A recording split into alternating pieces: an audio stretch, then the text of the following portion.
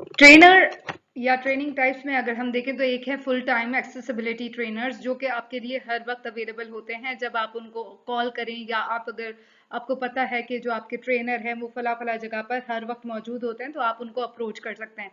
कुछ होते हैं एक्सेसिबिलिटी एडवोकेट, जो कि बेसिकली वो एम्प्लॉयज, स्टूडेंट्स या पब्लिक सिटीजन जिनमें कोई ना कोई डिसेबिलिटी होती है, उनको एड्रेस करते हैं। वो भी ट्रेनर होते हैं। उनकी डिसेबिलिटी लर्निंग डिसेबिलिटी हो सकती है, उनकी फिजिकल डिसेबिलिटी हो सकती है, या उनकी हेयरिंग डिसेबिलिटी हो सकती है, या उनकी जो है वो स्पीच से रिलेटेड कोई है, या उनमें पर्सनैलिटी डिसेबिलिटी है, डिसऑर्डर है। तो वो सारे डिसऑर्डर्स को ख़त्म करने के लिए जो आपके ट्रेनर्स होते हैं वो उनको एक्सेसिबिलिटी एडवोकेट कहा जाता है। देन इट कम्स कंसल्टेंट, जो कि किसी भी वेब को डिजाइन करने के लिए कंसल्टेंट का होना जरूरी है। और ये जो आपको ट्रेन करते हैं कि आप अपनी वेबसाइट को, आप अपने वेब एक्सेसिबिलिटी को किस तरह से अपने एक्सपीरियंसेस के साथ दूसरों को ट्रेन कर रहे होते हैं, जिनको वेब मास्टर भी कहा जाता है। वेब मास्टर बेसिकली वो लोग होते हैं जो कि वेबसाइट चला रहे होते हैं, और वो ना सिर्फ वेबसाइट रन कर रहे होते हैं, मैनेज कर रहे होते हैं, बल्कि उनका रोल ये भी है कि वो अपने वेब डेवलपर्स के साथ साथ ट्रेन भी करें कि किस तरह से वेबसाइट्स को डेवलप किया जाता है, और किस तरह से वेबसाइट में अगर कोई चेंजेस आ रहे हैं, कोई एडमिशन्स आपने अनाउंस करने हैं, या कोई आपने रिजल्ट्स देने हैं, या फिर आपको ये जो है इंफॉर्मेशन देना चाहते हैं, पिक्चर्स लगाना चाहते हैं, अपने कोई भी काम को शोकेस करना चाहते हैं थ्रू योर वेबसाइट, तो आप वेब मास्टर का जो है वो हेल्प लेते हैं, उनसे एक्सेस करते हैं, उनको जाके अप्रोच करते हैं, और वो आपको सिखाते हैं कि आप किस तरह से वेबसाइट में चीजें इंक्लूड कर सकते हैं या डिसक्लूड कर सकते हैं, या जो है वो एक्सक्लूड कर सकते हैं। उसके बाद मैनेजर, एडमिनिस्ट्रेटर और कोऑर्डिनेटर्स आ जाते हैं। ये भी ट्रेनर्स हैं। मैनेजर आपको ट्रेन करते हैं कि चीज़ों को कैसे मैनेज करना है, कौन सी जगह पे कब आपने क्या परफॉर्म करना है। एडमिनिस्ट्रेटर्स आपको वो सारी चीज़ें प्रोवाइड करते हैं जो कि आपको किसी भी काम को अंजाम करने के लिए किसी इंस्टीट्यूशन में या किसी ऑर्गेनाइजेशन में आपको काम करने के लिए जो सहूलियात मुहैया करते हैं, वो बेसिकली एडमिनिस्ट्रेटर्स हैं। एडमिनिस्ट्रेटर्स आपके लिए सपोर्ट का काम करते हैं। वो आपको सारे रिसोर्सेज प्रोवाइड करते हैं, ट्रेनिंग के भी हो सकते हैं, या जो है वो रिसोर्सेज फाइनेंशियल और इंफ्रास्ट्रक्चर है, आपके सारे रिसोर्सेज वो आपको प्रोवाइड करते हैं। Then it comes coordinators. Coordinators आपका काम करते हैं, मैनेजर, एडमिनिस्ट्रेटर्स और कोऑर्डिनेटर्स एम्प्लॉयज के बीच में एक ब्रिज का काम करते हैं, और जो कि आपको ऑन एंड ऑफ बहुत सारी चीज़ों पे ट्रेन कर रहे होते हैं। उसके बाद जो आते हैं वो टीचर होते हैं। टीचर्स आपको जो कंटेंट है, जो स्किल्स है, जो नॉलेज है वो प्रोवाइड करते हैं। उनकी जो ट्रेनिंग होती है वो बेसिकली आपके नॉलेज और स्किल्स दोनों को बढ़ाने की रिस्पॉन्सिबिलिटी होती है। वो ना सिर्फ आपको टीच करते हैं बल्कि वो आपको ट्रेन भी करते हैं कि किस किस तरह से आपने कोई स्किल सीखे, उसके मुताबिक आपने बिहेवियर में चेंजेस लेकर आने होते हैं। Then it comes effective training strategies.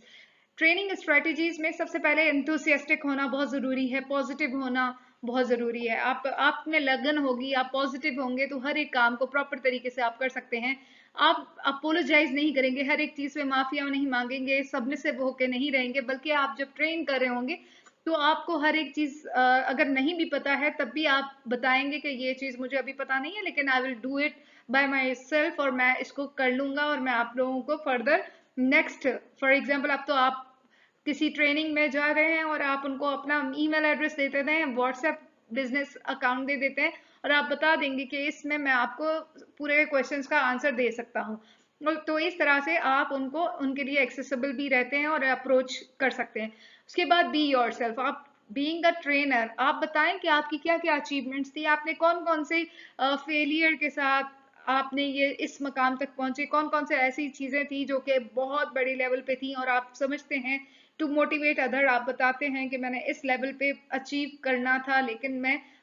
Just एक पॉइंट पे मेरी जो है वो फॉर एग्जाम्पल आपकी अपॉइंटमेंट नहीं हो सकी, या आप उस टारगेट तक पहुंच नहीं सके, लेकिन आपने गिव अप नहीं किया। तो आप बताते हैं कि जो ना गिव अप करने की वजह से मैं आज या ये चीजें अचीव कर सकता हूँ या कर सका हूँ। उसके बाद ट्रेनिंग पार्टिसिपेंट्स के आपको पता होना चाहिए कि जो ट्रेनिंग पार्टिसिपेंट्स है वो कौन से हैं, उनका लेवल क्या है, वो बिल्कुल ही डीमोटिवेटेड है, उन्होंने कोई ऐसी चीजें नहीं देखी। उसके बाद फिर ऑडियंस को इन्वॉल्व करें, और उनको उनके लिए कंटेंट आपके पास अवेलेबल होना चाहिए। जब आपकी इफेक्टिव ट्रेनिंग स्ट्रेटजीज तभी हो सकती हैं कि जो आपके लिए जो उनके लिए कंटेंट आपने बनाना था वो आप ऑलरेडी बना चुके हैं, तभी आपकी जो ट्रेनिंग है वो इफेक्टिव हो सकती है। उसके बाद आपका बैलेंस बहुत अच्छा होना चाहिए, डेप्थ में, विड्थ में, ब्रेथ में। वो इसलिए कि जब आप कोई एक चीज पे ज्यादा फोकस करते हैं पूरा टाइम, अगर आप उसी पे वेस्ट कर देंगे तो आपकी लेंथ ऑफ जो ट्रेनिंग है वो बहुत ज्यादा, जो जितने फॉर एग्जांपल आधे घंटे में आपने 5 चीजें कवर करवानी थी, लेकिन एक ही चीज पे आपने बहुत ज्यादा डिटेल में बता दिया और बाकी की 4 चीजें जो है वो रह गई है, तो ये आपकी इफेक्टिव ट्रेनिंग नहीं होगी। इफेक्टिव के लिए आप अपने टाइम को खुद से मैनेज करेंगे, टाइम खुद से डिवाइड करेंगे कि किस पार्ट को मुझे कितना टाइम देना है, उसके लिए कौन कौन से एग्जाम्पल्स यूज करने हैं, कौन कौन सी मुझे स्ट्रेटेजीज यूज करनी है, किस तरह से ऑडियंस को इन्वॉल्व करना है एग्जाम्पल्स देते हुए, उनको उनकी इंटरेक्शन करवानी है, उनको क्वेश्चंस पूछने हैं या उनके रेस्पॉन्सेज देने हैं। उसके बाद जो टूल्स आप यूज करवा रहे हैं, जो भी फिर जार्गन्स आप यूज कर रहे हैं, फॉर एग्जाम्पल कोई भी आप मुहावरा यूज कर रहे हैं, कोई ऐसी चीज यूज कर रहे हैं, लेकिन उसमें केयरफुल रहें कि इस चीज के बारे में आपको पता है, ये अप्रोप्रिएट जगह है, यहाँ पे ये लैंग्वेज यूज हो सकती है, ये मुहावरा, ये कोट, ये चीजें वहां पे सूट करती हैं, तब आप उसको यूज करेंगे। उसके बाद जो रिसोर्सेज आप या टूल्स कोई भी लेकर आए हैं वो आप अपनी जिम्मेदारी पे यूज करवाएंगे, ताकि उसको डिस्पोजल करना हो या उसको जो वेस्ट बिन में रखना है या उसको ठीक करना है, तो वो आपकी रिस्पॉन्सिबिलिटी होगी कि बीइंग अ ट्रेनर या being a manager of the training आप उसको प्रॉपर तरीके से ठीक करेंगे और उसकी रिस्पॉन्सिबिलिटी लेंगे कि ये सारा क्लीन अप जितना भी होगा वो मेरा खुद की रिस्पॉन्सिबिलिटी होगी, वो हम खुद कर लेंगे। उसके बाद इंस्ट्रक्शंस दें प्रॉपर तरीके से कि किस तरह से अगर कोई एक्टिविटी स्टार्ट करने जा रहे हैं तो एक्टिविटीज की इंस्ट्रक्शन प्रॉपर तरीके से दी जाए और उनको बताया जाए कि ये एक्टिविटी इस तरह से साइंटिफिकली चलेगी, इस स्टेप के बाद दूसरी, दूसरे के बाद तीसरी, ऐसे करते करते आप सारे स्टेप्स को जब कर लेंगे तो फिर हमारी एक्टिविटी कंप्लीट हो जाएगी। उसके बाद जो ट्रेनिंग के टाइम पे जरूरी है कि ब्रेक दी जाए और प्रिपेयर्ड होने चाहिए, आप भी प्रिपेयर्ड होने चाहिए ताकि आप किसी भी क्वेश्चंस को एड्रेस कर सकें। ऐसा ना हो कि जब मोस्टली ये होता है कि अगर कोई ट्रेनर आते हैं वो आपको बताते हैं कि हम मैंने अपने जहन में एक कंट्री नेम सोच ली है, लेकिन अब आपको उसकी स्पेलिंग के साथ साथ गैस करना होता है और फिर बताना होता है कि ये बेसिकली इस कंट्री का नाम था, या आप ये गेम खिला रहे हैं, एक्टिविटी करवा रहे हैं, उस एक्टिविटी में आपको ही नहीं पता कि उसकी प्रॉपर स्पेलिंग क्या है, तो इस तरह से वो रुइन कर जाएगी, वो पूरा जाया हो जाएगा। तो आप अपने आप को बहुत प्रिपेयर रखेंगे और प्लान्स को ब्रेकअप करेंगे, प्लान्स को plan A, plan B, plan C, ऐसे करते करते आप अपनी इफेक्टिव ट्रेनिंग करवा सकते हैं। ये भी एक इफेक्टिव ट्रेनिंग की स्ट्रेटजी है। अगर हम इसको देखें तो सबसे ज्यादा जो इम्पोर्टेंट स्ट्रेटजी है इफेक्टिव ट्रेनिंग की वो है फीडबैक या इवेलुएशन। आप बताएंगे कि आप पूछेंगे कि आपको जितनी भी मैंने ट्रेनिंग दी है, फॉर एग्जांपल अगर मैं आपसे पूछूं कि आप मुझे अपने सारी वीडियोस को एवेलुएट करें, देखें और उसके बाद मुझे फीडबैक दें, तो मैं आपसे ये रिक्वायर करती हूँ, मैं ये रिक्वेस्ट करती हूँ कि आप मुझे कमेंट सेक्शन में बताएं कि आप लोगों को मेरे सारे वीडियोस किस तरह से लगे, ताकि आपकी जो फीडबैक है, जब मैं आपसे ये फीडबैक ले रही हूँ, तब जब मैं आपसे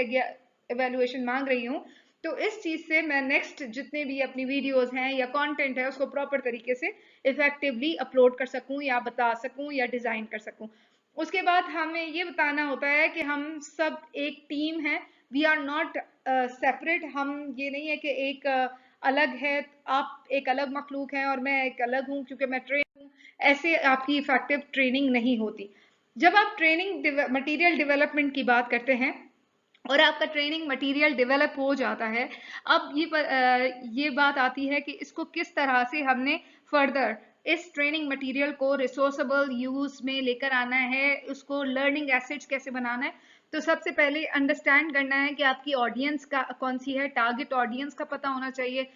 फिर उसके बारे में आपकी जो इंफॉर्मेशन है वो स्ट्रक्चर्ड होनी चाहिए, आपको पता होना चाहिए कि कौन कौन सी इंफॉर्मेशन पहले देनी है। फॉर एग्जांपल अगर आप बच्चों को बता रहे हैं, कोई ऐसी चीज बताना चाहते हैं कि there are sources of knowledge, तो सोर्सेज ऑफ नॉलेज से पहले आप टाइप्स ऑफ नॉलेज बताएंगे, टाइप्स ऑफ नॉलेज से पहले आप ये बताएंगे कि आप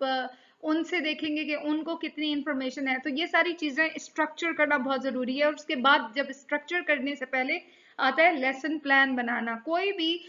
काम करने से पहले एक प्लानर बना दें, ताकि आपको पता होना चाहिए कि with in these time framework, for example 40 minutes में मुझे कौन कौन से टाइम पे कौन सी बातें करनी है, 10 मिनट मुझे किस तरह से इंट्रोडक्शन करना है, फिर 20 मिनट्स में मैंने किस तरह से अपनी बात प्रेजेंटेशन करनी है, और 30 मिनट्स में मैंने किस तरह से उनसे क्वेश्चन आंसर करना है, सेशन किस तरह से चलेगा। तो ये सारी चीजें तभी हो सकती हैं, इफेक्टिव हो सकती है, जब आप लेसन प्लान डेवलप करेंगे। और उसके बाद प्रेजेंटेशन को ऑर्गेनाइज करना। प्रेजेंटेशन आपकी इस तरह से होनी चाहिए कि जो फॉर एग्जांपल आप अपने प्रेजेंटेशन बीइंग अ ट्रेनर, आपकी जो बॉडी लैंग्वेज है वो बहुत अच्छी होनी चाहिए, आपके कपड़े नीट क्लीन होने चाहिए, और आपके जो रिक्वायर्ड उस पर्टिकुलर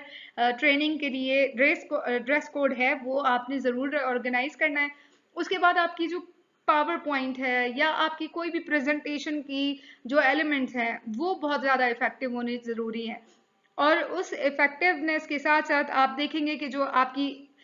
इंफॉर्मेशन है, जो मेमोरी है, वो कितनी इफेक्टिव है, जो आप एग्जांपल्स दे रहे हैं, जो आप इंफॉर्मेशन दे रहे हैं वो ठीक है या नहीं है। फिर आप इफेक्टिव ग्राफ्स और ग्राफिक डिजाइनिंग करेंगे, ग्राफिक्स के जरिए बताएंगे, क्योंकि आप अपील करने के लिए उस चीज को प्रॉपर तरीके से जो है वो ग्राफिक की मदद से उनको बता सकते हैं। उसके बाद मीनिंगफुल हैंड आउट्स का होना भी बहुत जरूरी है। Thank you so much for watching this video.